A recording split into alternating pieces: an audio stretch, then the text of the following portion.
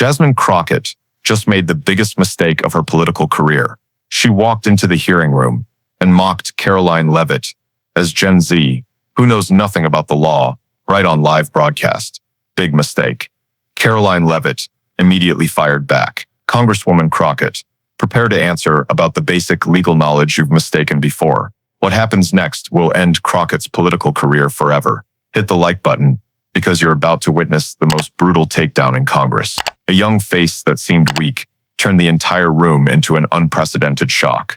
Jasmine Crockett thought she was invincible. She was wrong. When you attack someone who's meticulously prepared with evidence, you should prepare for the collapse. This incident is bigger than an ordinary political scandal. This is the day the United States witnessed a young star take down a veteran congresswoman right in Congress. It was a hearing that seemed ordinary, but what happened inside changed American politics forever. This wasn't an ordinary congressional hearing. This was the moment when two political worlds collided, where one side believed that arrogance and outdated experience were enough to cover up any shortcomings, and the other side believed that preparation, calmness, and willpower could shake the entire room. From the moment they stepped into the room, everyone could feel the heavy tension. The lights were blazing, C-SPAN cameras panning everywhere, rows of seats packed with reporters and Congress members. No one thought this was a dry procedure anymore. They knew they were about to witness an unrelenting clash. Jasmine Crockett, a familiar face with viral clips, sat up straight, her eyes directed toward Karoline Leavitt. She was prepared to turn the hearing into a stage to prove the young generation from the opposing side was just an empty media product. When the microphone lit up, Crockett launched her first spear. Her voice sharp and concise, she emphasized each word. You have no experience, you're not a lawyer, and you're just Gen Z who knows nothing about the law. Scattered laughter rang out. Some eyes nodded, thinking the preemptive strike had succeeded. But the camera immediately swung to Karoline. She lifted her head, her face illuminated, not flinching at all. A calm smile faintly curled at the corner of her lips. She waited a few beats, then replied clearly, "So let's verify that today." The short sentence fell into the room like a knife slicing through the arrogant atmosphere. The laughter died out. The air shifted to silence. Congress members leaned forward. Reporters scribbled hastily. Cameras captured every detail. Everyone understood. What had just begun was no longer procedural conduct. This was a public challenge, a signal opening the curtain for a direct intellectual battle.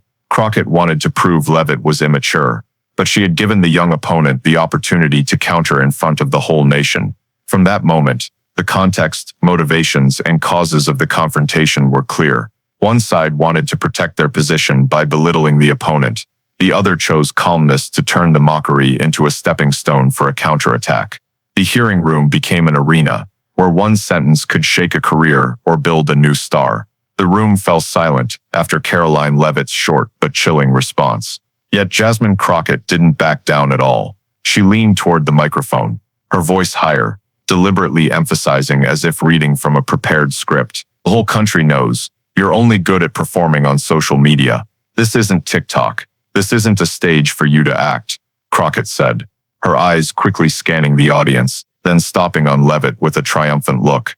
Some Democratic Congress members laughed. Small applause sounded from the back rows. The atmosphere tilted toward Crockett, at least in that brief moment. Crockett continued to press, unleashing more short, sharp sentences like knives, but clearly calculated to become viral quotes on news bulletins and social media clips. You've never stood in a courtroom, never argued about the Constitution, but you dare come here to teach us about the law. Don't turn Congress into an experimental classroom for Gen Z. Each time Crockett emphasized Gen Z, laughter erupted again, the room echoing with division, one side joining in, the other silently observing. Leavitt sat up straight, not moving an inch. In the face of personal attacks, her face remained completely calm.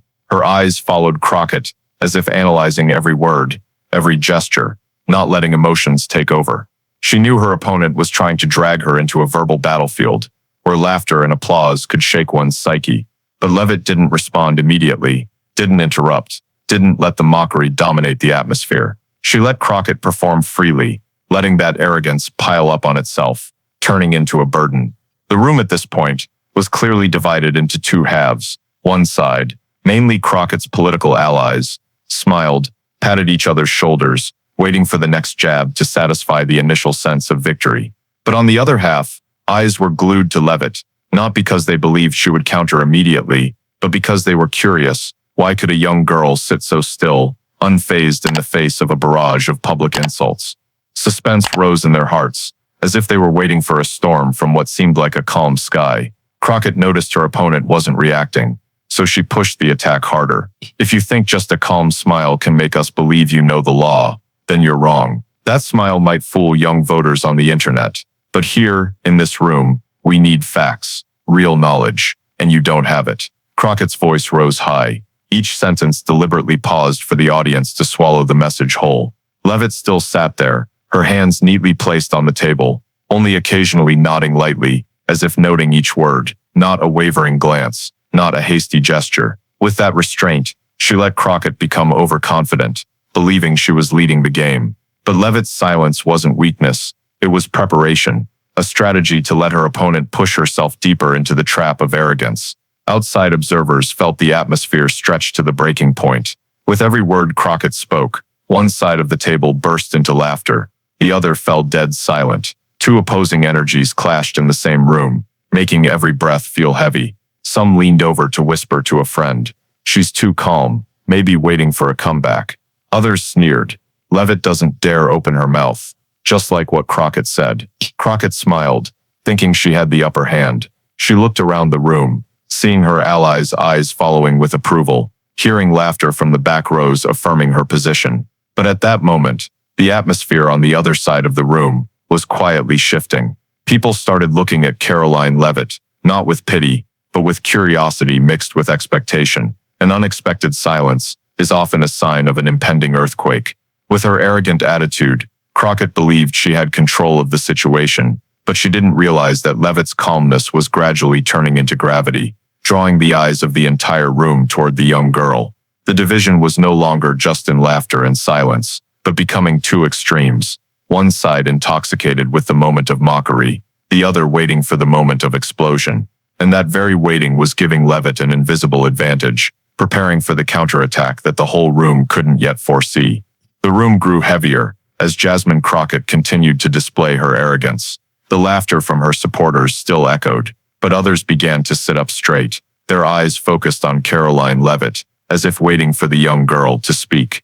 And then Karoline leaned slightly toward the microphone, her hand adjusting the stack of papers in front of her. Without raising her voice, without flair, she started with a simple question, which sounded light at first, but carried the weight of an entire strategy.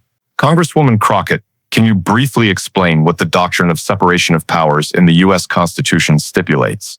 The room went silent. That question, for anyone with basic legal knowledge, was fundamental.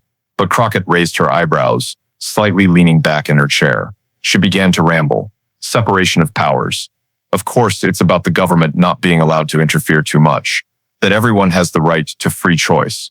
The words slipped away, sounding more like a generic political speech than a specific answer. A few murmurs arose at the back of the room. Crockett's supporters tried to keep smiling, but the hesitation in her tone was evident. Karoline didn't interrupt. She let Crockett speak for herself, letting the sentences drift further from the original question. When Crockett stopped, seeming confident she'd escaped, Leavitt just tilted her head, her voice ice cold.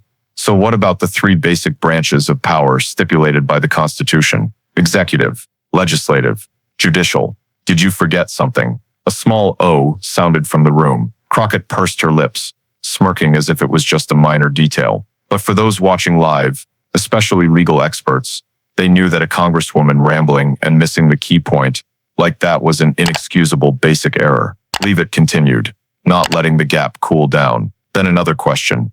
"Congresswoman, Marbury v. Madison, what principle did that ruling establish in the U.S. judicial system?" The question rang out like a second arrow. Crockett furrowed her brows, trying to remember, then answered with apparent certainty. "That's the case that affirmed the limits on the court's power and emphasized judicial restraint." The whole room erupted louder. A few lawyers in the back rows couldn't help shaking their heads. People whispered, "Wrong. That's the case that laid the foundation for judicial review." Those watching the live broadcast also started buzzing. social media buzzing with comments as clips were cut and posted instantly. Leavitt didn't need to be harsh. She just slowly nodded, flashing a thin smile. I think first-year law students would answer differently than you. The light sentence cut like a knife, because it not only pointed out the error, but also highlighted Crockett's lack of preparation and knowledge right in front of millions. Jasmine Crockett began to falter. She racked her brain for a way to turn it around, then raised her voice, trying to pull the audience back. This isn't a law class. This is Congress. We're here to discuss policy, not to take tests. A few scattered applauses sounded from her side, but the weakness in her tone was undeniable. Leavitt didn't let her opponent evade. She pressed further. If it's Congress, where laws are made, shouldn't the people sitting here need to grasp basic legal knowledge even more? Congresswoman, can you explain what the 14th Amendment guarantees in the Constitution? The air in the room compressed to the point where many held their breath. Crockett glanced around, took a deep breath, then answered, the 14th Amendment guarantees every citizen's right to vote. A silence. This time, the murmurs erupted more clearly. Anyone who's studied constitutional history knows the 14th Amendment is the foundation of equal protection and applies the Bill of Rights to the states, not just simply about voting rights. Crockett's answer was once again fundamentally wrong. Leavitt leaned toward the microphone, for the first time emphasizing her voice more strongly. You've just proven what I said wasn't wrong. The most basic things, separation of powers, Marbury v. Madison, the 14th Amendment, you answered wrong, or rambled. Congresswoman, is it actually you who knows nothing about the law? Chatter spread throughout the room, half the room stunned, the other half smiling, nodding slightly. Crockett's supporters began to fall silent, while those who'd been following Leavitt from the start erupted in excitement. The momentum was clearly reversing. Without shouting, without sarcasm, Karoline Leavitt just used a series of basic questions. But that calmness and strategy had pulled Crockett's chair out from under her bit by bit. In that thick atmosphere, the audience no longer laughed along with Crockett's words. Instead, murmurs rose into waves. People began to sense clearly the intellectual battle had just started, but the scales were tipping, and Leavitt's dangerous silence at the beginning had now turned into the opening counterattack, putting Crockett in a difficult position right in front of the whole nation. The echoes from Jasmine Crockett's fundamentally wrong answers still lingered throughout the room when Karoline Leavitt leaned toward the neatly placed file in front of her.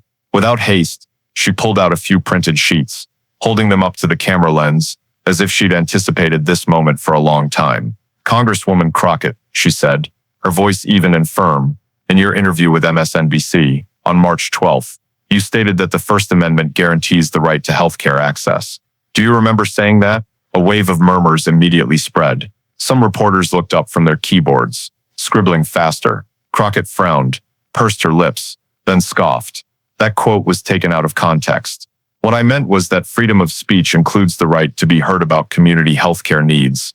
Her voice rose, trying to pull the room back by turning it into a political declaration. Leavitt didn't interrupt. She just waited, letting Crockett explain herself, turning herself into a shadow of confusion. When her opponent stopped, Leavitt immediately played the clip on the iPad in front of her. The audio played clearly. The First Amendment guarantees, among other things, the right to healthcare access. Verbatim. Not a word wrong. The room fell dead silent. As turned to Crockett, she cleared her throat slightly, quickly rebutting. That was in context. You can't isolate it like that. But the way she spoke hastily, her voice faltering, made the excuse sound even weaker. Leavitt flipped another page. On April 22nd, in a press conference in Dallas, you said that the Fifth Amendment allows Congress to reject any Supreme Court decision if it finds it inappropriate. I have the official transcript right here. She held up the paper, reading each word, her eyes not leaving her opponent. This time Crockett nearly jumped out of her chair. She braced her hands on the table, trying to dominate with attitude. What I meant then was that Congress has the right to consider passing new laws to reflect the people's views. Don't deliberately distort my words. But Leavitt was ready. She flipped another page. And in the same press conference, when a reporter asked about Brown v. Board of Education, you answered that that case mainly revolved around voting rights, while the entire America knows this is the historic case about racial segregation in public education.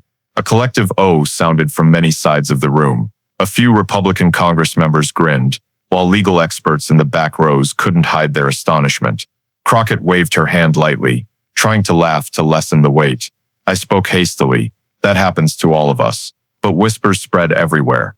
People looked at each other, nodding, shaking heads, because for a congresswoman who claimed to be a sharp civil rights lawyer, these errors were no longer hasty, but evidence of systematic lack of knowledge. Leavitt didn't stop. She set the file down, slowly saying, "I don't think it's just haste, Congresswoman. I think it's a pattern. Time and again, you've asserted things contrary to basic law, and today in front of the whole country, you've repeated those same errors."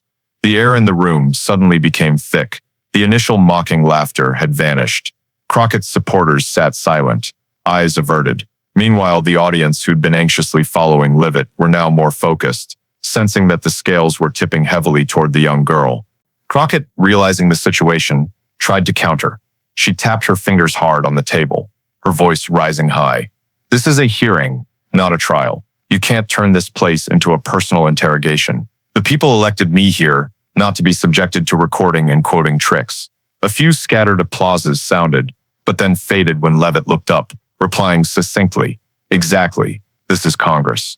And that's why we must be honest and accurate when speaking about the Constitution. If you can't stand firm against a few clips from your own words, how can the people trust you when you speak about the law?" The whole room fell dead silent. The earlier pen taps, chair shifts vanished. People looked at Crockett, seeing the clear restlessness in her eyes, her hands slightly trembling on the papers. From the initial proactive position, she had been pulled back into defense.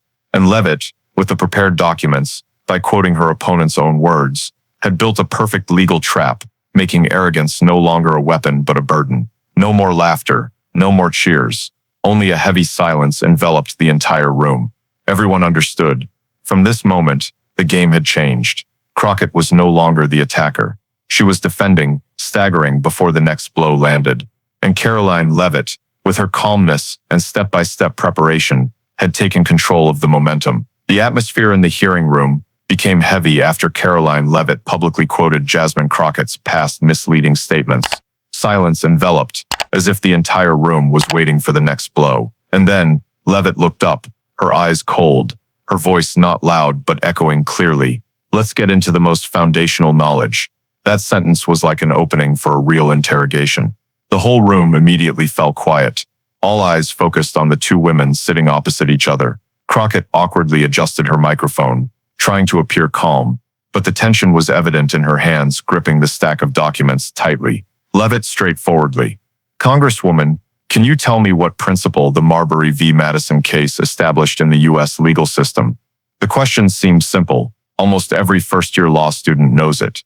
Crockett pursed her lips, answering quickly but lacking certainty. "That's the case that affirmed the court needs to limit its own power, that the judiciary cannot exceed its authority." The whole room let out a clear "oh." Some reporters immediately exchanged glances, while a few lawyer Congress members shook their heads slightly.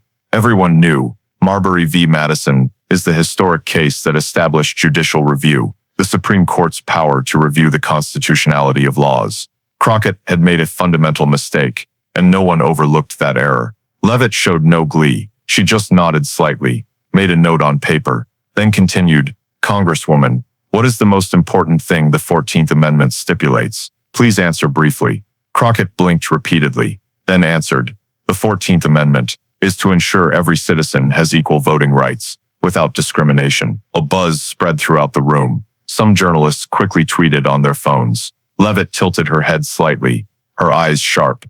"Actually, the 14th Amendment is the foundation of the equal protection principle, equal protection, and also the tool to apply the Bill of Rights to the states. It's not simply just about voting rights. Do you really not grasp it?" Crockett's face flushed red, and she tried to deflect. "Of course I know that, but I was speaking in language that's easy to understand for non-specialist voters." Her voice rose, but that only made her discomfort more apparent. Leavitt didn't give her any room to maneuver. She pressed forward. "If so, Congresswoman, please explain what the incorporation doctrine is. Can you clearly distinguish between total incorporation and selective incorporation?" At that moment, the entire room fell deathly silent. People held their breath, waiting for an answer. Crockett looked down at her papers, flipping a few pages, then hurriedly said, "That's when states can choose which parts of the Bill of Rights they want to apply as appropriate." A bitter laugh escaped from the back rows. Some Congress members covered their mouths, trying to hide their shock. The answer wasn't just wrong. It showed Crockett completely misunderstood a fundamental concept. Anyone who's studied constitutional law knows the incorporation doctrine is how the Supreme Court uses the 14th Amendment to bind states to the rights in the Bill of Rights. It's not a state's choice, but a supreme legal principle. Leavitt looked up, staring straight at her opponent. This time, her voice was no longer soft but ice-cold and resolute.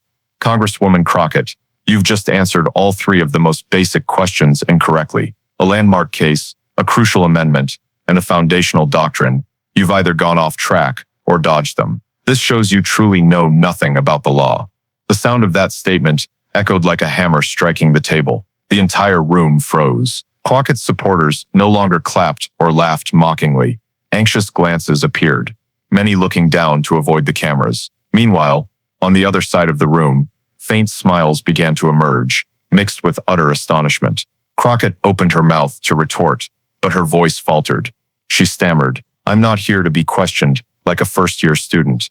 I'm here to discuss national policy." Leavitt responded immediately, her voice still icy. "If you can't answer foundational questions, how can the people trust you to build policies based on the Constitution?" A wave of murmurs surged, flooding the room. The media quickly took note, and the hashtag #ZeroLegalKnowledge started appearing on phone screens. Everyone understood this wasn't just a misstep in a hearing, it was a turning point. The balance of power in the room had completely shifted from an arrogant offensive. Crockett was now trembling in defense, facing the young opponent she had once mocked. Karoline Leavitt's words rang out clearly, coldly, like a sharp blade slicing through the already tense atmosphere. "This shows you truly know nothing about the law." In an instant, the entire room plunged into absolute silence. The earlier murmurs vanished, as if someone had flipped off the sound switch. No one laughed. No one whispered. Only stunned and heavy gazes remained, fixed on the two figures seated opposite each other. One a young woman with a calm demeanor, the other struggling in internal chaos. Jasmine Crockett raised her eyebrows, trying to maintain a tough facade. She took a deep breath, her fingers lightly tapping the documents to hide their trembling.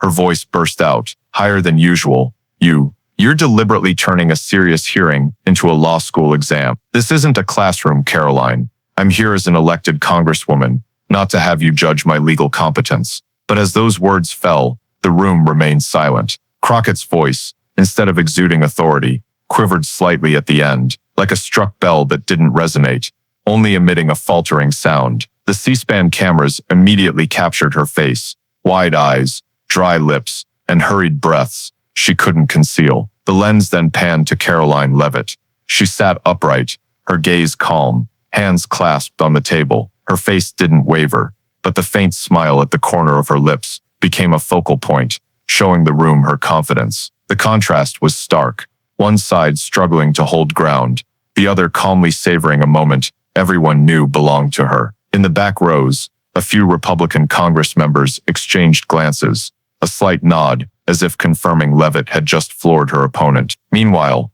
some Democratic Congress members leaned toward each other, but no one dared speak, fearing any word would make Crockett's situation even more disastrous. The prolonged silence felt like a trial where everyone knew the verdict had been delivered. Crockett tried to snap back once more. She leaned toward the microphone, her voice louder but trembling. "If I answered imperfectly, it's only because of the pressure in here, not because I don't understand the law. What you're doing is undermining Congress's credibility, turning this place into a media circus." Her words echoed, but they sounded more like self-justification than a counterattack. The cameras zoomed in again. On one side, Crockett with wavering eyes, tightly pursed lips, and a forehead faintly glistening with sweat. On the other, Leavitt sat calmly, not even needing to interrupt. That image spread instantly across screens, and the national audience watching live saw clearly this was no longer an even fight. The atmosphere in the room became a clear line between victory and defeat. The silence wasn't empty. It was a heavy silence, like when a heavy punch lands in the ring, and the audience holds its breath to see if the opponent can still stand. And everyone could see Crockett was reeling, while Leavitt stood firm. In the corner of the room, reporters furiously typed, scribbling every word. One whispered, "This will be tomorrow's headline." No doubt about it. Another shook their head. "Not tomorrow, tonight. This clip will go viral before the hearing ends." Crockett, sensing the passivity surrounding her, tried to regain control by shifting direction. I'm here to discuss real policy about people's lives. We shouldn't be stuck on theoretical questions that no one cares about except law professors. She forced a smile, hoping to elicit some applause, but the response was silence. A few Democratic Congress members clapped lightly, but the sound quickly drowned in the dead atmosphere. The room seemed to have chosen a side, and that side was no longer with Crockett. Leavitt raised an eyebrow slightly, then leaned toward her microphone. Her voice was even, sharp, but not loud. If the people don't care about the law, then why are we sitting here in Congress, making laws? Congresswoman, I think the issue isn't pressure or context. The issue is knowledge, and you've just proven that you can't even grasp the most basic things. That closing statement was like the final nail in the coffin of truth. The room remained silent, but this time not out of surprise, but acknowledgement. People no longer waited for Crockett to retort. They just watched, seeing clearly a once confident figure who mocked her opponent now sitting in disarray. The cameras continued to capture close-ups of both faces. One side, Karoline Leavitt, confident, calm, with a resolute gaze. The other, Jasmine Crockett, tense, uneasy, voice trembling, hands gripping tightly as if clinging to dwindling authority. That contrast was the image the public would talk about for days. The moment a young star proved her mettle, while a veteran politician revealed unmaskable flaws. In that silence, the small history of a hearing turned into a moment of national political significance, and everyone knew, from this moment on, the standing of the two main figures would never be the same. The room was still steeped in heavy silence, after Jasmine Crockett's string of fundamentally wrong answers to basic questions. No one stepped in to save her. No applause of support.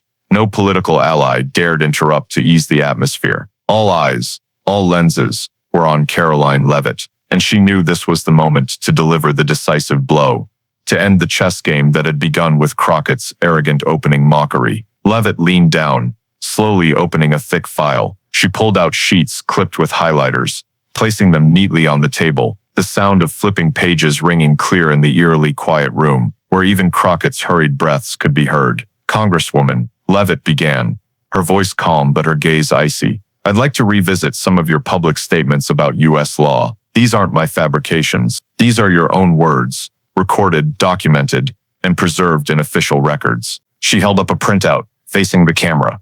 On January 10th, at a panel in Houston, you stated the First Amendment does not allow courts to strike down any laws passed by Congress.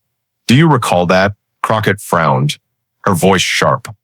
I said that in a specific context. Quoting it like this distorts my meaning, but Leavitt didn't accept the deflection.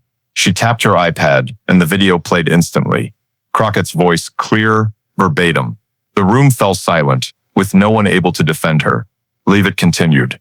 On March 3rd, on national television, you stated that the Supreme Court has no authority to apply the Bill of Rights to the states, as that's the sole jurisdiction of each state.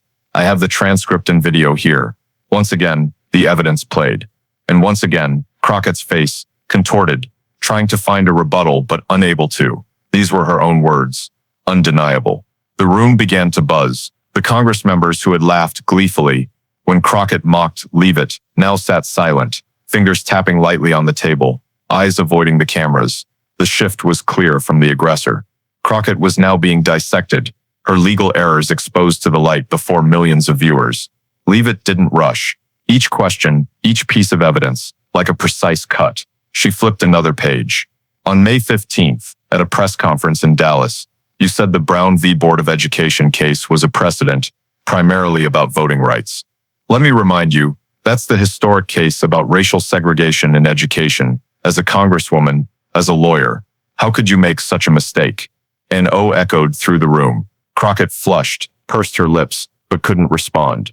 She mumbled, anyone can misspeak. But that weak excuse fell into an indifferent void. No one believed this was just a slip of the tongue. This was a fundamental lack of understanding. Leavitt looked up, her gaze sweeping the room before settling on her opponent. Her voice was cold but firm. You often mock others, belittle colleagues, use viral quips to undermine their dignity. But you, Congresswoman, couldn't even pass a first-year law exam. That statement hit like a gavel on the bench. Some in the room gasped. Others leaned in to whisper. Republicans in the back couldn't hide their satisfaction. some smiling openly. Democrats held their breath, eyes anxious, as if watching an ally be knocked out cold. The cameras zoomed in on Crockett's face. She was flushed, lips trembling, hands clenched tightly. She tried to retort, but her voice caught, unable to form a sentence. Gone were the bold words, the initial arrogance. Only disarray remained, evident to the millions watching on screens. Leavitt didn't need to say more. She let the statement hang in the air, letting the room's silence become its own evidence. No one heard Crockett anymore, only saw the stark contrast. One side confident, steady, the other reeling, awkward. And in that contrast, the battle was decided. Someone whispered, "It's over." Another shook their head, eyes noting the historic moment. Because this was no longer just a debate. This was when a politician turned herself into a living example of empty arrogance, and a young opponent proved that preparation, knowledge, and resolve could defeat any hollow theatrics. Crockett sat motionless, her eyes lost. She no longer smiled, mocked, or waved her hands for effect, and her helpless silence spoke louder than any words. In the room, everyone knew this battle was over, right at the moment Leavitt delivered that defining statement. The hearing room hadn't yet recovered from Karoline Leavitt's final blow when outside, a media storm began to form. Just minutes after her cold statement, "You often mock others, but you couldn't even pass a first-year law exam. This shows you truly know nothing about the law." Reporters in the room were already typing furiously, clipping the video, uploading it straight to social media. And from that moment, a domino effect spread uncontrollably. On Twitter/X, the video, just over a minute long, exploded. Initially, conservative politicians and journalists shared it with a succinct caption, "Knockout moment." Within an hour, the hashtag #ZeroLegalKnowledge shot to the top trending list. Users raced to add subtitles, insert exploding bomb emojis, or loop the moment of Jasmine Crockett's flustered inability to respond. Comments flooded, and this is the moment Leavitt became a star. We just witnessed viral political history live. TikTok was even more intense. Dozens of accounts clipped the video, adding dramatic background music, slow motion of Leavitt's calm smile before delivering the killer line. Meme videos appeared instantly. One account overlaid Crockett's flustered moment with a cartoon character blushing red. Another dubbed game show audio, with "game over" flashing on the screen when Leavitt finished. By that evening, millions of views were recorded, making #ZeroLegalKnowledge a phenomenon far beyond politics. Facebook and Instagram were no less active. Conservative pages pinned the clip to their headers, with captions like, "The truth doesn't need shouting, just knowledge." Neutral outlets like Politico, The Hill, and Axios posted quick news updates. Tense moment in hearing. Crockett struggles with basic questions. Though worded neutrally, the attached images showed Crockett's flushed, trembling face. In the comments, netizens had already decided Crockett lost. Leavitt won. Conservative media seized the opportunity. Fox News aired a special segment during prime time, replaying the clip repeatedly as pundits nodded. "This is the most direct takedown I've ever seen in Congress." Newsmax and Daily Wire didn't miss out, rolling out headlines like, "Leavitt flips the script, Crockett silenced, Gen Z but prepared like a pro. Leavitt makes historic moment." Conservative media celebrated, seeing this as living proof of their long-standing claim. Democratic opponents excel at empty rhetoric, lacking foundational knowledge. Notably, even neutral commentators couldn't deny it. Some political analysts on CNN and NBC, though often critical of Trump and Republicans, admitted in articles and interviews, regardless of your political stance, you can't deny Crockett exposed basic errors, and Leavitt capitalized perfectly. They called it a knockout moment, a spectacle American audiences would revisit for weeks. Meanwhile, memes spread at an unimaginable pace. One image cut from the clip showed Leavitt sitting calmly, while Crockett flushed, captioned, "When you mock someone but forgot to study first-year law." Another used the progress bar, "Public trust in Crockett 0%. Netizens created stickers, GIFs, and even Snapchat filters with #ZeroLegalKnowledge on the screen. The spread wasn't limited to entertainment. Law professors, practicing attorneys, and law students joined in. On legal Twitter, threads dissected every mistake Crockett made, citing first-year textbooks. A Yale professor wrote, "I never thought I'd have to teach Marbury v. Madison on social media, but thank you, Congresswoman Crockett, for the opportunity." That tweet garnered hundreds of thousands of likes, turning a political event into an online community law class. For the broader public, the clip was clear evidence of a generational shift. They shared it with comments like, "This isn't about party. It's a lesson. Preparation and knowledge are the strongest weapons." And in many eyes, Karoline Leavitt, the young woman mocked as Gen Z who knows nothing, flipped her image in just minutes, leaving an indelible mark. That evening, late-night political talk shows like Hannity, Gutfeld, and even Stephen Colbert had to address it. Colbert quipped, "Who knew a first-year law exam would happen right in Congress?" The audience roared, but everyone understood the joke only reinforced the reality. The clip had become a cultural phenomenon, not just a political event. Crockett, meanwhile, tried to hold a short press conference to explain. But even as she said, "It was just a setup. It doesn't reflect my true ability." The contrast between her excuses and the raw footage made her situation even more dire. Online, scathing comments flooded in.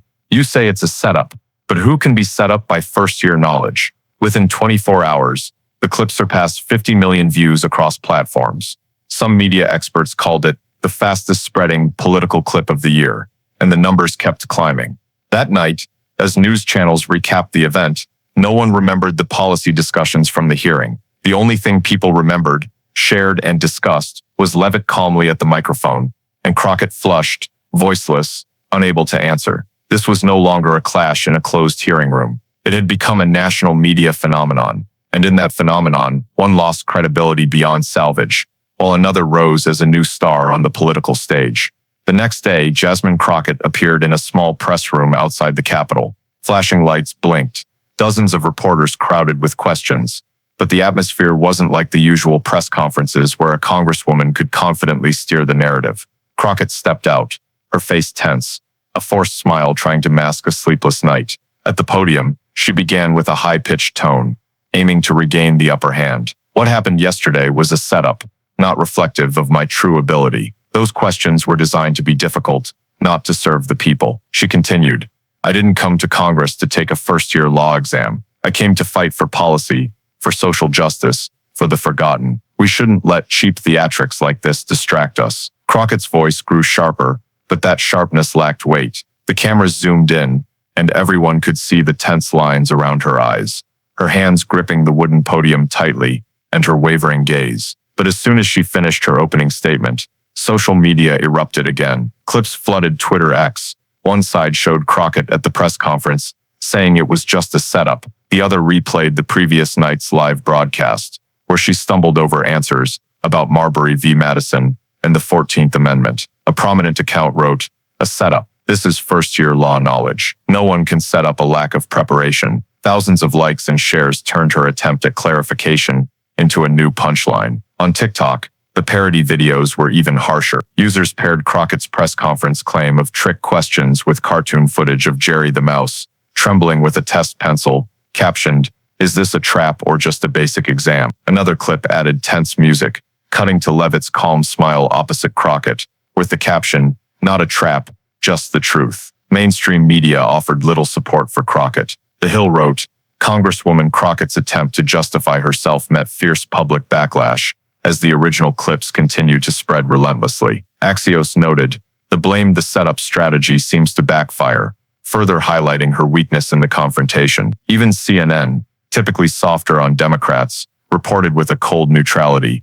The original clip speaks for itself. What made Crockett's situation worse was the silence from her allies. No major Democratic Party leader spoke up in her defense. No close congressional colleagues stood by her at the press conference. Even figures who regularly shared or retweeted her posts on Twitter now stayed quiet. Some anonymous sources said many allies viewed this as an unsalvageable media storm, and the best choice was to stay out of it. That isolation was evident in the press room. When Crockett finished her statement, a few reporters raised their hands, asking pointed questions.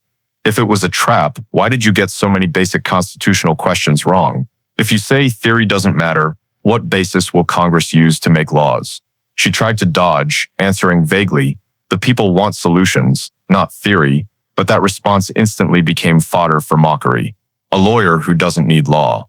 Meanwhile, Karoline Leavitt said nothing more. She remained silent, letting the clips and social media do the rest, and Leavitt's silence only made Crockett look weaker.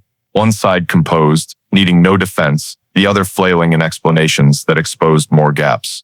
That night, TV networks replayed the press conference with cold commentary. Fox News mocked, blaming a trap, but you can't blame a lack of knowledge. MSNBC tried to stay neutral, but their commentator admitted Congresswoman Crockett had a bad day, and today didn't make it better. The more Crockett tried to justify herself, the deeper she sank.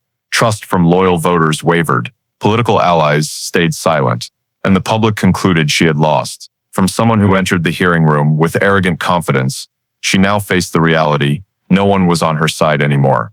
And in the public's eyes, the story closed the moment Karoline Leavitt coldly stated, "This shows you truly know nothing about the law." Just days after the shocking hearing, Karoline Leavitt's name flooded newspapers and TV broadcasts. Conservative outlets like Fox News, Daily Wire, and Newsmax lined up to interview her live. The image of Leavitt sitting before the camera, with a calm smile, bright eyes, and a steady voice, became a symbol of a new generation of political figures. Unlike typical guests bombarded with questions and forced to defend, Leavitt was treated like a star. Fox's Tucker Carlson opened bluntly, "You created a moment America is talking about. We call it the most direct takedown ever seen in Congress." Leavitt was humble but resolute. She shook her head, replying succinctly, "I don't see it as taking anyone down. I just brought the truth. I prepared thoroughly, studied Congresswoman Crockett's statements and records, and I knew the audience deserved accurate answers, not empty rhetoric. This wasn't my victory. It was the victory of preparation and evidence." That response was quoted across platforms, reinforcing her image as not just eloquent, but grounded in real value. Daily Wire released an interview clip titled, "Leavitt Knowledge Can't Be Faked." In it, she emphasized, "I'm young Gen Z, but I believe age doesn't determine worth. What matters is respecting the truth, preparing every detail. The people don't need more slogans. They need politicians who understand what they're doing." The clip racked up millions of views and hundreds of thousands of comments within 24 hours, mostly from young viewers who felt represented on the political stage for the first time. Newsmax devoted an entire hour to analyzing the rise of Karoline Leavitt. Commentators admitted they'd been skeptical when a young face entered the national political stage. But after the hearing, they acknowledged Leavitt wasn't just a face, she was substance. One commentator said bluntly, "Finally, conservatives have a Gen Z star with real intellect, not just good at talking." On social media, young audiences exploded with support. They created countless memes, this time in praise, Leavitt's calm smile paired with captions like, "Finally, a young person with substance." Law student TikTok accounts shared her questioning clips, adding subtitles, "Study, prepare, and you can stand strong like her." The hashtag #GenZ with brains spread, reflecting pride in a young person facing off and proving competence with knowledge, not just words. International political outlets like Politico and The Hill recognized the event as a turning point. Politico wrote, "Leavitt proved that in the social media age, there can be more than empty viral clips. There can be viral moments from truth and knowledge." The Hill commented, "Americans, especially the young, are tired of slogans. They want preparation," and Leavitt delivered. Notably, Leavitt didn't seize the chance to mock or further humiliate her opponent. In every interview, when asked about Jasmine Crockett, she shook her head. "I don't want to make this personal. I just think if a congresswoman can't answer basic questions, that's a problem. We need higher standards for everyone, including me." That lack of gloating, of not piling on after victory, only earned her more public respect. From a little-known name, Karoline Leavitt became a rising political star. Countless op-eds called her the face of conservative renewal. Universities and youth organizations invited her to speak on preparation, knowledge, and responsibility in politics. One night on Sean Hannity's show, she clarified her message, "I want to prove politics doesn't have to be noisy theatrics. It can, and must, be based on truth. I'm young, but I understand, if you underestimate the truth will take you down." America witnessed an intriguing paradox. The one once dismissed as Gen Z, who knows nothing about the law, became a symbol of preparation and intellect. In the media whirlwind post-hearing, Karoline Leavitt not only defended her honor, but elevated her status from an unfamiliar face to a recognized star on the national political stage. After Karoline Leavitt became the media's focal point and was hailed as a new star, Jasmine Crockett entered the toughest phase of her political career. The legal errors she exposed in the hearing room didn't just go viral on social media. They quickly became a subject of academic analysis. On legal Twitter, law professors from Harvard, Yale, Stanford, and the University of Chicago posted threads dissecting each wrong answer in detail. Lawrence Tribe, one of America's most renowned constitutional scholars, posted a tweet thread. It's inconceivable that a congresswoman, let alone a former practicing attorney, could mistake Marbury v. Madison as a case about judicial restraint.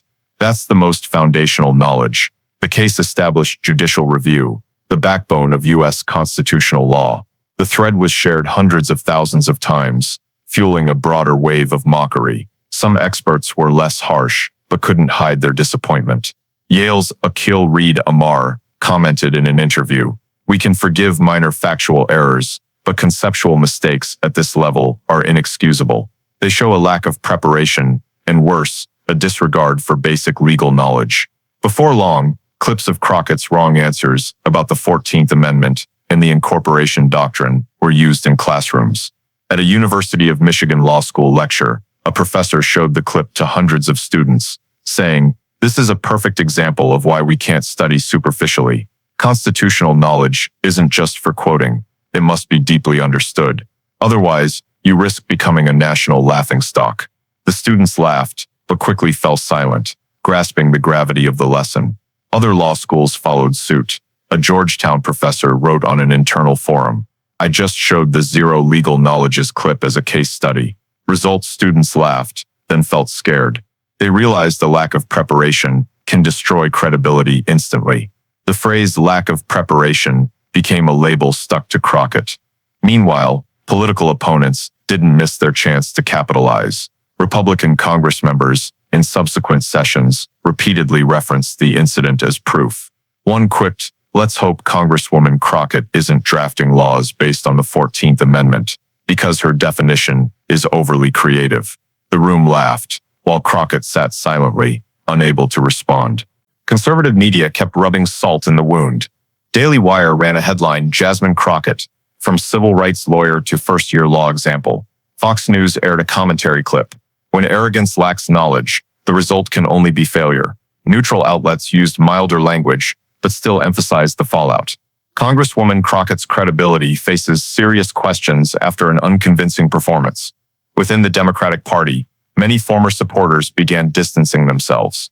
Leaked sources said the party's central fundraising committee temporarily stopped inviting her to major fundraising events, fearing her presence would erode donor confidence. Younger Congress members hesitated to appear with her, worried the zero legal knowledge label would rub off. Voters in Texas's 30th district, which Crockett represents, also started expressing doubts. Local organizations publicly questioned, should we trust a representative who gets basic knowledge wrong? At town halls, she faced direct questions, and each attempt to justify only worsened her situation. Worst of all, a local political rival announced a challenge for her seat in the upcoming primary. In their launch statement, the candidate wrote one succinct line, "I won't let our congressional seat become a first-year law laughingstock anymore." The slogan went viral, attracting many new supporters. From a once rising star of the progressive wing, Crockett became a liability.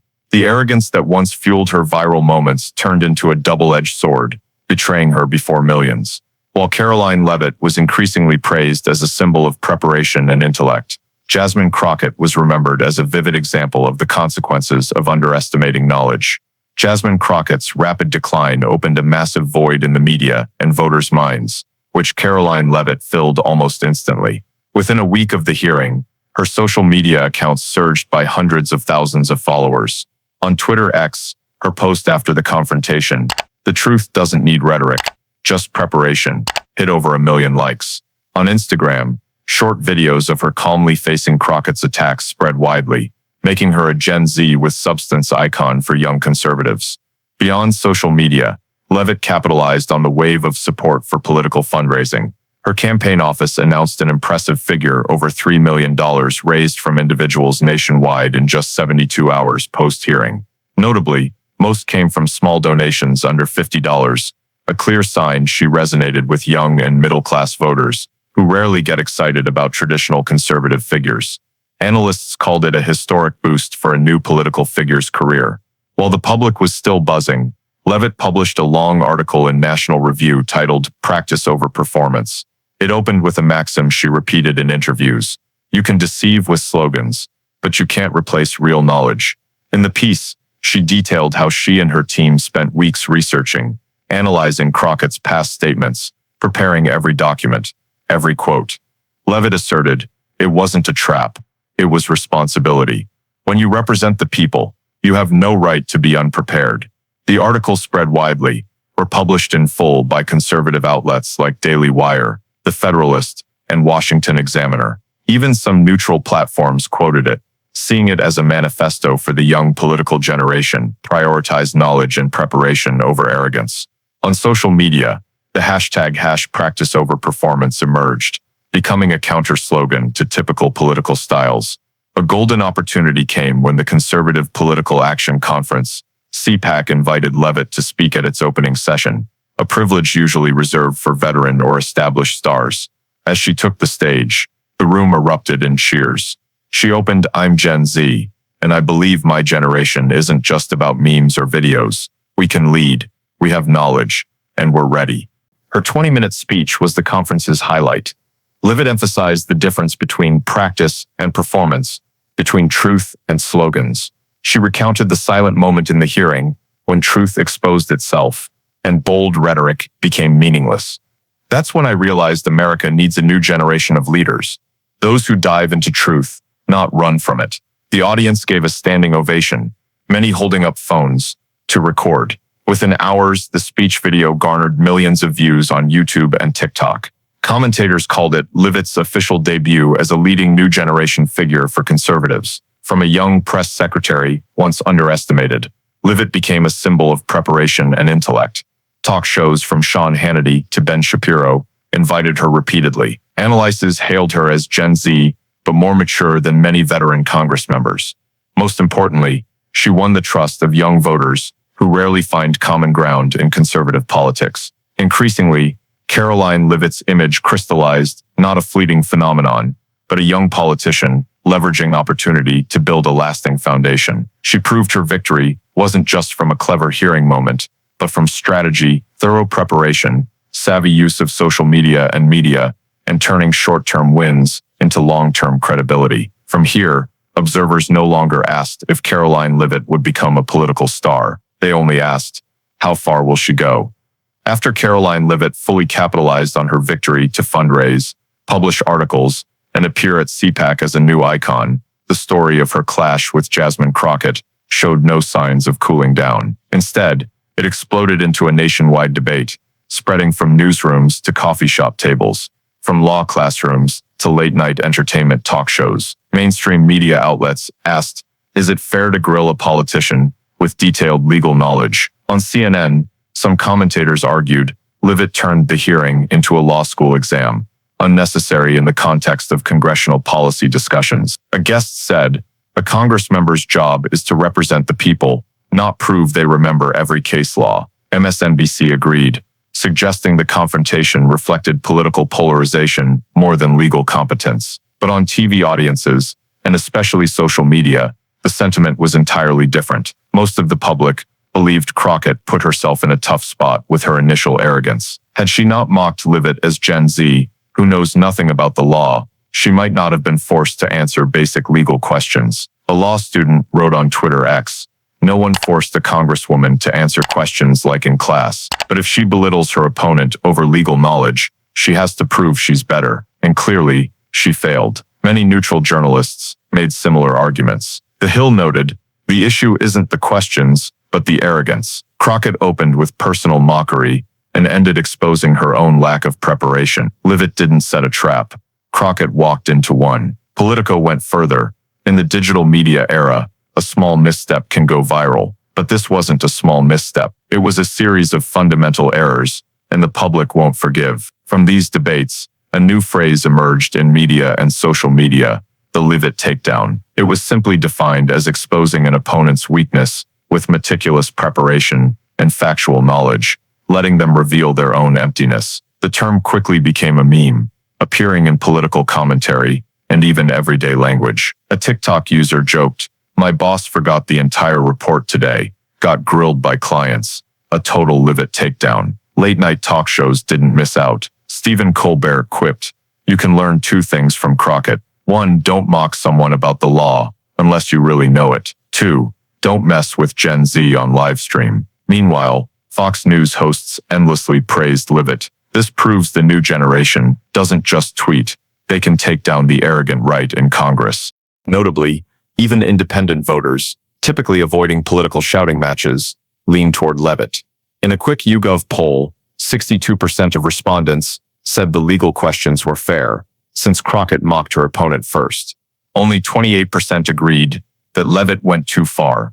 The numbers showed the public saw this not as unfair, but as a lesson in humility and preparation. In Congress, the phrase Leavitt takedown began to be whispered in the hallways. A Republican congressman joked with a reporter, "I better be careful. If I don't brush up on some basic cases, I'll get Leavitt takedowned myself." Even some Democratic Congress members, in private conversations, admitted that Crockett had embarrassed their side. The event sparked a broader cultural impact. Law schools across the U.S. used the clip as a teaching example. Many professors showed it to students to emphasize, in the internet age, every wrong statement is recorded. One day, you might be the one at the microphone, so be prepared. Students laughed, but felt fear, understanding that shaky knowledge could lead to career-destroying consequences in mere minutes on live TV. In the public's eyes, the story was clear. Crockett fell due to her arrogance, while Leavitt won through preparation. The debate over fairness only highlighted the truth that no one forced Crockett to answer incorrectly. She turned herself into a lesson in politics. As in life, empty confidence is never sustainable. From here, whenever a politician was exposed for lacking knowledge, the media and public called it a Leavitt takedown. The phrase "knows nothing about the law" was no longer just tied to Jasmine Crockett's viral clip. After that confrontation, it stepped out of the hearing room, becoming a new political cultural symbol, referenced everywhere from Congress to TV shows, law classrooms, and everyday life. The long-term consequences were clear. Crockett lost nearly all her credibility in Congress, while Karoline Leavitt rose as one of the brightest young conservative leaders. In Congress, Crockett's image changed completely. Once seen as a vibrant figure, even expected to lead the next generation of Democratic Congress members, her stumble led committees to avoid giving her major responsibilities. In subsequent hearings, witnesses and opposing Congress members no longer showed the fear or caution they once had, readily hitting back with quips like, "Sorry, Congresswoman, I don't want to turn this hearing into a first-year law exam." Each time, the room erupted in laughter, while Crockett sat silently, her face flushed. The loss of credibility forced even her closest allies to reconsider. Some Democratic Congress members, who once publicly supported her, began keeping their distance. Internally, whispers circulated that Crockett was no longer strategically valuable, as she went from generating positive buzz to becoming a media liability. Key committees like Judiciary or Oversight stopped viewing her as a go-to speaker for major hearings. She was gradually pushed to the sidelines, becoming a textbook example of how one moment of arrogance could topple a rising political career. In stark contrast, Karoline Leavitt surged forward at an astonishing pace. From a young press secretary in Trump's campaign, she became a figure the entire conservative movement hailed as a Gen Z with substance. Major donors sought her out. Youth organizations invited her to speak. And within the Republican Party, Leavitt was seen as a key player in a long-term strategy, connecting with a younger generation, often considered distant from the party. At a later conservative conference, Leavitt received the Rising Star Award before thousands of attendees. Her speech reinforced the message she'd repeated since the hearing. People can say flashy things, but when the light shines, only truth and preparation stand firm. I'm young, but that's why I know my generation doesn't want slogans. They want to see real competence. The entire hall stood to applaud, and the media immediately dubbed it the official debut of a young conservative leader. In popular culture, the phrase "knows nothing about the law" spread beyond imagination. It appeared on t-shirts, stickers, and internet memes. A viral TikTok parody showed a student failing a test, with the teacher scrawling "zero legal knowledge" on the board. People turned the phrase into a casual joke for everyday situations, forgetting a recipe, arguing with wrong facts, or even sports fans when their team made tactical errors. It became a mocking label everywhere. Academia also used the incident as a case study. In many law classes, professors opened with, Who here wants to end up like Congresswoman Crockett? The class laughed, but everyone understood it was a serious warning. A lack of preparation could kill credibility faster than any financial or personal scandal. Some schools even included the hearing in their curricula as a case study on the risks of letting rhetoric outpace knowledge.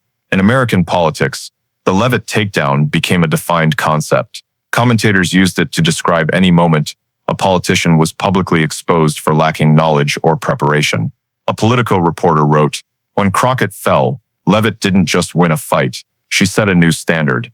If you're going to mock others, make sure you've mastered the basics, or you'll get Leavitt takedowned." The long-term impact showed in the political landscape. Crockett, once expected to be a Democratic heir apparent, was sidelined from the list of promising names. In Texas polls, her support plummeted, opening the door for intra-party rivals to challenge her seat in the primary. Some analysts noted, Crockett might hold her seat this time, but her path to advancement is closed. She'll forever be tied to 3 words: knows nothing. Meanwhile, Leavitt was seen as a trump card for the Republican Party in reaching young voters. Political advisors called her a living proof that a newcomer could defeat a veteran with meticulous preparation. Rumors even swirled that party leaders were considering her for higher committee roles, setting the stage for a potential Senate run in the future. For the public, every time they revisited that fateful clip, discussions reignited. Some saw it as a humorous moment, others as a political tragedy, but all agreed it marked a shift in power dynamics. From here, Jasmine Crockett would forever be tied to the label, knows nothing about the law, while Karoline Leavitt would be remembered as the symbol of a young political generation, proving that preparation, knowledge, and resolve could reshape a nation's atmosphere in just minutes of live TV. The hearing ended with the sharp gavel strike of the chair, but for those in the room that day, they knew the real moment had already happened. Jasmine Crockett sat motionless for a few seconds, her face flushed, eyes lost as if searching for an anchor in a sea of gazes. Then she lowered her head, gathered her thick but meaningless stack of papers, and stood.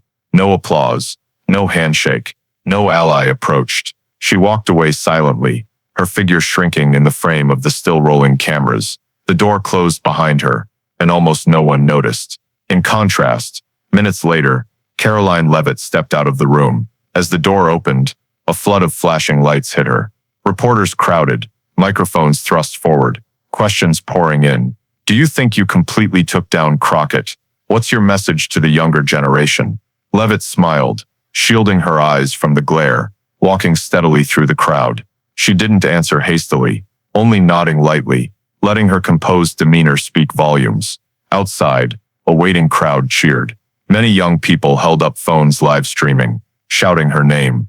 One student waved a handmade sign, Gen Z with substance. Leavitt paused briefly, looked toward them, and waved. With bright eyes and a firm voice, she said, "I just did what any people's representative must do. Prepare, be honest, and respect the truth." That statement spread instantly. On Twitter Slacks, thousands retweeted it with captions, "This is the standard." On TikTok, the clip of her walking out amid flashing lights was set to epic music, captioned, "The moment a political star was born." Meanwhile, in another corner, Crockett left the building through a side exit. No media swarm, no allies alongside, just a few aides quietly trailing. She walked quickly, eyes down, as if escaping the judgment surrounding her. The image was caught by a freelance reporter, and the photo later went viral as the perfect contrast to Leavitt's celebrated exit. One silent, fading, the other radiant, head held high.